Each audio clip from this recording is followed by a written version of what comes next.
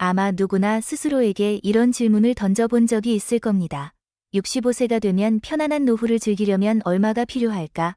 오늘은 퇴직 후 안정된 노후 생활을 위해 필요한 금액과 50대 이상이 피해야 할 지출에 대해 알아보려고 합니다.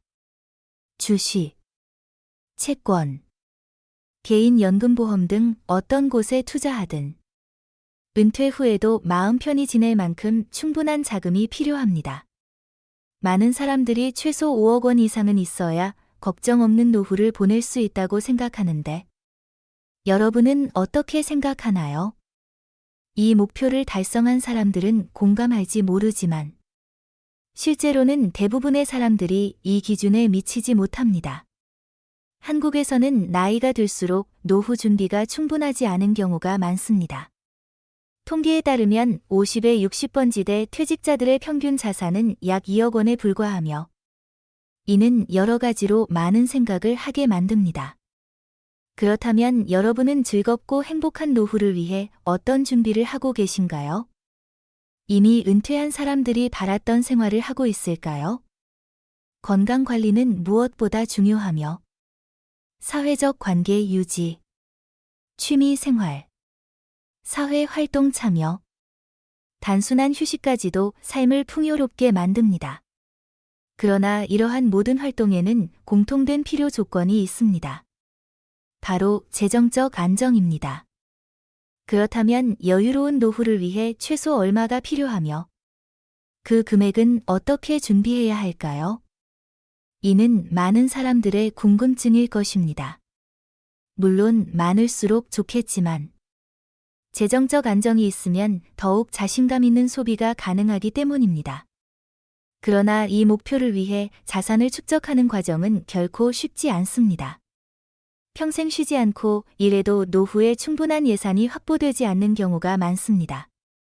긴 노동의 여정 속에서 재정적 안정에 도달하지 못한 점은 때로 아쉬움으로 남기도 합니다.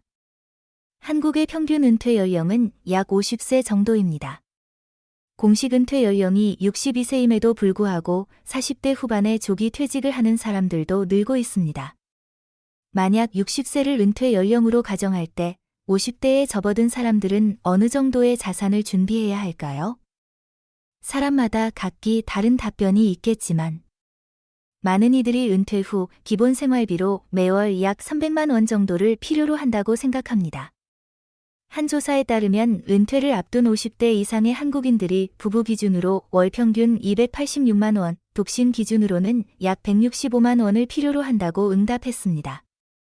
2022년 기준으로 2인 가구의 최저 생계비는 195만 원, 1인 가구는 116만 원이었으며 이는 5년 전보다 증가한 금액입니다. 2인 가구는 25만 원, 1인 가구는 10만 원 정도 증가한 수치로 생활비가 점차 오르고 있는 추세입니다. 50세 이상 부부의 월 최소 생활비는 약 215만 원, 적정 생활비는 296만 원으로 추산됩니다. 60세에 이르면 부부 기준 월 최소 생활비는 199만 원, 적정 생활비는 275만 원으로 감소합니다. 서울에서는 50세 이상의 부부 생활비가 더 높아 최소 생활비는 224만 원, 적정 생활비는 319만 원에 이릅니다. 이러한 월 평균 지출액을 바탕으로 은퇴를 앞둔 사람들은 얼마를 모아야 충분한지에 대해 궁금해합니다. 계산법은 어떻게 될까요? 은퇴 전문가들은 보통 은퇴 후 연간 생활비를 기대 수명에 맞춰 곱한 뒤 연간 물가 상승률을 반영하고 투자 수익률을 고려하는 방식을 추천합니다. 그렇다면 정확히 얼마가 필요할까요? 일반적으로 은퇴 자금 계획은 4가지 요소를 기반으로 합니다. 은퇴 후 연간 생활비, 은퇴 이후 예상 생존 기간, 물가 상승률, 그리고 자산 투자로부터 얻을 수 있는 수익률입니다. 예를 들어 월 300만 원 생활비를 기준으로 하면 연간 3.600만 원이 필요합니다. 이를 은퇴 후 기대 수명까지 지속할 수 있어야 하며 그동안 물가 상승률이 꾸준히 반영된다는 점을 고려해야 합니다. 마지막으로 축적한 자산의 연간 수익률이 어느 정도가 될지도 중요한 변수입니다. 이 요소들을 바탕으로 은퇴 시점에서 필요한 금액을 대략적으로 추정할 수 있습니다. 현재 1년 만기 정기예금 금리가 5%를 넘었지만 안전을 위해 은퇴 자산의 투자 수익률은 보통 4% 정도로 추정합니다. 평균 기대 수명이 약 84세이고 매 10년마다 약 1세씩 늘어난다고 볼 때 60세에 은퇴해 이후 30년간 생활비가 필요하다고 가정합니다. 연간 생활비 3.600만 원에 평균 3.5%의 물가 상승률을 반영할 경우 은퇴 시 필요한 금액은 약 10억 원에 이릅니다. 이 숫자는 다소 놀랍고 실제로 달성할 수 있을지 의문이 들 수도 있습니다. 투자 수익률이 물가 상승률보다 높다면 필요한 금액은 줄어들겠지만 그럼에도 불구하고 10억 원은 작은 목표가 아닙니다. 과연 몇 명이나 이 목표를 달성할 수 있을까요? 주변에 이 금액을 이미 모은 사람이 있나요? 많은 사람들에게 이 목표는 현실적으로 어려운 과제입니다. 특히 자녀 교육과 부모 부양 책임을 함께 지고 있는 이들은 자신을 위한 시간과 재정적 여유를 갖기가 더욱 어려운 상황입니다. 연구에 따르면 금융자산이 10억 원 이상인 사람들은 한국에서 상위 1%의 부유층에 속합니다. 상위 1%에 포함되려면 순자산, 즉 부동산을 포함한 자산이 약 29억 원에 달해야 합니다. 하지만 모든 사람이 노후를 위해 이 정도의 자산을 필요로 하는 것은 아닙니다. 2021년 한국통계청에 따르면 50대 가구의 평균 순자산은 약 4억 7천만 원, 60대는 4억 3천만 원이며 전체 인구 중간에 해당하는 50%의 순자산은 약 4억 1천만 원입니다. 이 평균 자산을 살펴보면 부동산 자산을 포함해도 10억 원이라는 노후 자금 목표의 절반 수준에 불과합니다. 실제로 많은 가정이 이렇게 큰 자금을 모으기 어렵습니다.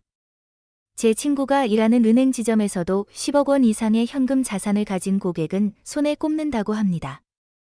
이런 점을 고려하면 은퇴 후 생활비가 물가 상승률에 따라 꾸준히 증가할 것이라는 가정에 기초한 계산법이 완전히 정확하지 않을 수 있습니다. 실제로 은퇴 후에는 사회적 활동이 줄어들어 지출이 감소하고 투자 수익률이 물가 상승률보다 높아질 수도 있기 때문입니다. 따라서 노후 자금 목표로 10억 원을 설정하는 것은 다소 과장된 측면이 있습니다. 은행과 보험사들은 이러한 목표치를 제시해 사람들에게 불안감을 조성하고 필요 이상의 의료보험이나 연금 상품을 가입하도록 권장하는 경우가 많습니다. 그러나 실제로는 나이가 들수록 사회적 관계가 줄어들고 활동 강도가 낮아지면서 생활비가 감소하는 경향이 있습니다. 노후 재정 계획을 세울 때는 이러한 요소들을 신중히 고려하여 현실에 맞는 예산을 설정하는 것이 중요합니다. 물론 식비와 주거비 같은 필수 지출은 피할 수 없으며 물가 상승에 따라 증가할 것입니다. 하지만 외식이나 여행과 같은 부가적인 지출은 나이가 들수록 현저히 줄어드는 경향이 있습니다. 필수 지출의 증가 속도는 감소하는 기타 지출에 비해 훨씬 낮기 때문에 전반적인 생활비는 노후에 오히려 감소하는 경우가 많습니다. 은퇴한 많은 이들도 나이가 들수록 일상 지출이 줄어들었다고 이야기합니다. 반면 나이가 들수록 의료비는 증가하는 경향이 있습니다. 일반적으로 은퇴 후 30년의 기간은 3단계로 나눌 수 있습니다. 첫 10년은 활동적이고 활발하게 친구를 만나거나 외식을 하며 여행을 즐기는 시기로 이 시기의 지출은 높게 나타납니다. 그 이후 70대에 접어들면 활동 강도는 줄어들고 건강도 약해지기 시작합니다.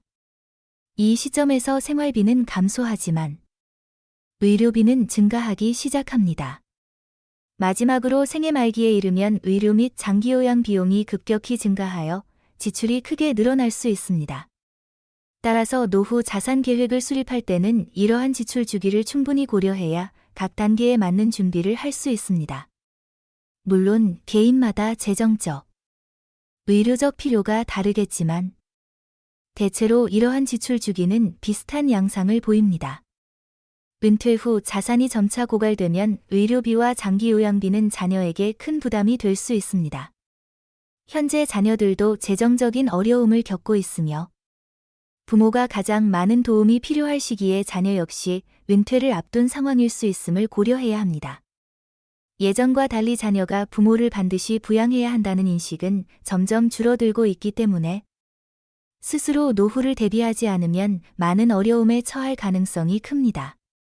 은퇴 후 중요한 것은 20억 원 또는 30억 원과 같은 거액의 자산을 보유하는 것이 아니라 마치 월급처럼 매달 안정적으로 들어오는 수입원입니다. 일정한 현금 흐름을 만드는 것이 단순히 큰 자산을 소유하는 것보다 훨씬 현실적이고 효과적입니다. 따라서 국가연금, 기업연금 또는 개인연금 등 은퇴 후 사용할 수 있는 다양한 소득원을 미리 점검해 보는 것이 중요합니다. 또한 은퇴 후에는 집을 단순히 보유 자산으로만 여기는 것이 아니라 필요시 수익 창출의 수단으로 활용하는 방법도 고려할 수 있습니다. 결국 누구도 자산을 가지고 세상을 떠날 수는 없으니 너무 과도하게 절약하고 축적하려는 것보다 인생을 즐기며 모은 자산을 누리는 것이 바람직할 수도 있습니다. 건강이 허락된다면 파트타임 일자리를 찾는 것도 좋은 선택입니다. 오늘날에는 평생 일하는 개념이 보편화되었으며 많은 노년층이 은퇴 후에도 활발하게 일하고 있습니다. 이와 더불어 50대와 60대에는 피해야 할 지출 유형이 있습니다. 2017년 보건복지부가 조사한 국민의 저출산 및 고령화에 대한 인식조사에 따르면 80% 이상의 한국인이 고령화를 심각한 문제로 보고 있습니다. 특히 노년기에 가장 큰 우려는 안정적인 재정 문제로 나타났으며 건강이 그 다음 순위로 38%를 차지했습니다. 이는 노후의 큰 걱정이 재정과 건강이며 그 외의 문제들은 상대적으로 덜 우려된다는 사실을 보여줍니다. 재정이 건강보다 우선시되는 점은 의외일 수 있지만 건강을 유지하려면 결국 재정적 안정이 뒷받침되어야 하므로 이해할 만한 결과입니다. 노후의 재정적 어려움을 피하려면 50대부터는 지출 결정을 신중히 해야 합니다. 20대나 30대에는 실패해도 재정을 회복할 시간이 충분하지만 50대가 되면 소득이 안정적이지 않고 장기적인 저축 가능성도 줄어들어 재정 회복이 훨씬 더 어려워집니다. 많은 은퇴자들이 은퇴 후 일시불 퇴직금을 받게 되면 이 자금을 활용해 투자로 수익을 늘리려는 욕구가 큽니다. 그러나 이때야말로 재정적 결정을 신중히 해야 합니다. 예를 들어 60세에 은퇴한 한 사람이 퇴직금 1억 5천만 원을 받아 은행 3곳에 나누어 예치했습니다. 그러던 중 은행 직원이 독일 단기 채권 DLF 상품을 소개하며 안전하고 높은 수익을 장담하자 모든 자금을 인출해 투자했습니다. 그러나 얼마 지나지 않아 원금의 60%를 잃고 재정적 위기에 처하게 되었습니다. 이처럼 리스크가 충분히 설명되지 않은 금융상품에 투자했다가 손해를 보는 사례는 적지 않습니다. 특히 이런 고위험 금융상품에 참여하는 사람의 절반 이상이 65세 이상의 고령층이며 그들의 투자 자금은 대부분 평생 모은 자산입니다. 노후 재정 계획을 세울 때는 안정적인 현금 흐름을 최우선으로 하고 필요 이상으로 큰 위험을 감수하지 않는 것이 중요합니다. 50대와 60대는 대개 평생 중 자산 축적이 가장 높은 시기이지만 재정 불안감을 느끼기 쉬운 연령대이기도 합니다. 이를 잘 알고 있는 금융사들은 빠른 수익을 원하는 고령층을 대상으로 복잡한 금융상품을 소개하는 경우가 많습니다. 안전한 금융상품은 수수료가 낮기 때문에 금융사들은 수수료가 높은 고위험 상품을 권장하는 경향이 있습니다. 은행 직원들도 종종 높은 수익 가능성만 강조하고 자본 손실 위험에 대해선 충분히 설명하지 않는 경우가 많습니다. 그렇기에 은퇴 후에는 자신이 잘 이해하지 못하는 복잡한 투자 상품은 피하는 것이 좋습니다. 만약 투자를 하게 된다면 절대 저축액의 30%를 넘기지 않고 투자에 따르는 위험을 감수할 준비가 되어 있어야 합니다. 자산 증식에 대한 과도한 욕심이 불안정한 노후로 이어지지 않도록 유의해야 합니다. 둘째로, 노후 자금이 부족할 경우 불필요한 생명보험 계약을 재고해 보세요. 생명보험은 주로 가족, 특히 자녀를 위한 것이며 자신을 위한 보험이 아닙니다. 60대에 접어들면 자녀들이 이미 성장했기에 자녀를 위한 생명보험을 유지할 필요가 줄어듭니다. 셋째로, 충분한 재정 여유가 없다면 자녀나 손주에게 과도한 지출을 피하세요. 여유가 있을 때 자녀와 손주를 돕는 것은 값진 일이지만 재정적으로 충분하지 않다면 오히려 자신의 노후 생활에 악영향을 미칠 수 있습니다.